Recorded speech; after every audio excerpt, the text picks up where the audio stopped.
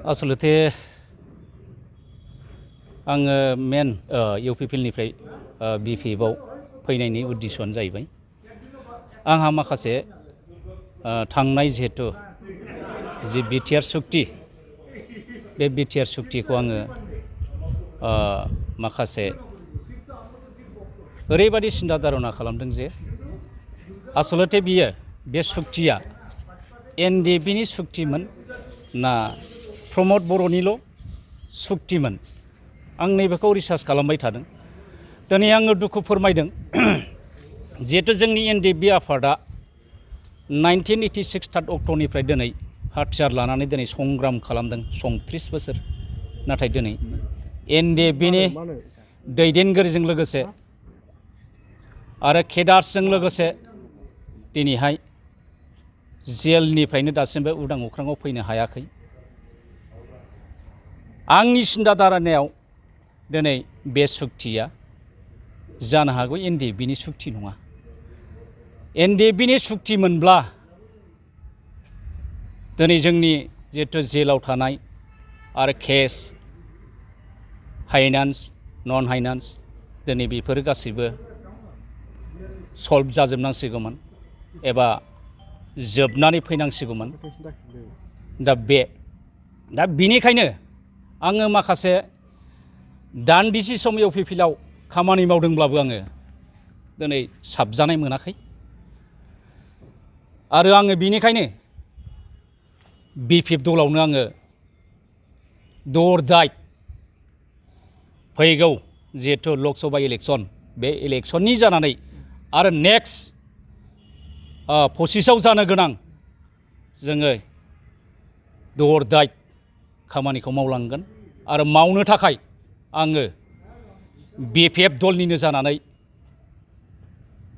गोख्रों आरो आंजों लोगोसे गोबां सोद्रोमाफोर दङ बे बिथांमोनखौ आङो लाबोनानै आरो मावनो थाखाय साखाफाराखौ खालामगोन आरो आं दिनैनिफ्रायनो बिपिएफनि जानानै खामानि मावनो थाखाय आङो साखाफारा एबा जानजि खाफ्रानाय जाबाय।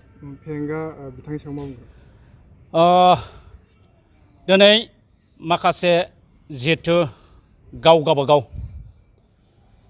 डिपार्टमेन्ट हिसाबै दिनै फरेस्ट डिपार्टमेन्टनि जिहेतु एम दिनै रनजित सारा जानो हागौ गावनि मथेब्ला गोबां माने बिटिआर ओनसोलाव फरेस्ट एरियायाव गोबां खामानिखौ मावबाय एबा डेभेलप खालामबाय साननो हागौ।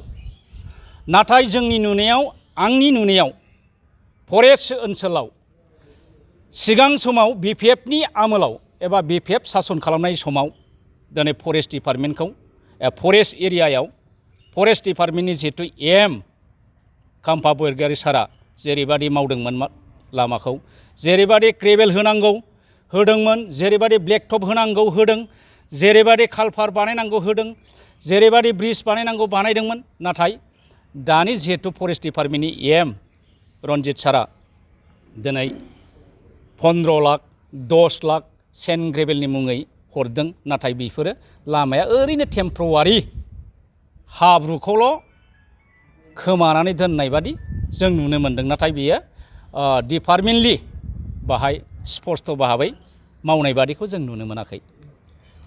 दुवाराव बिथाङा माबायदि अबस्थायाव दं दा?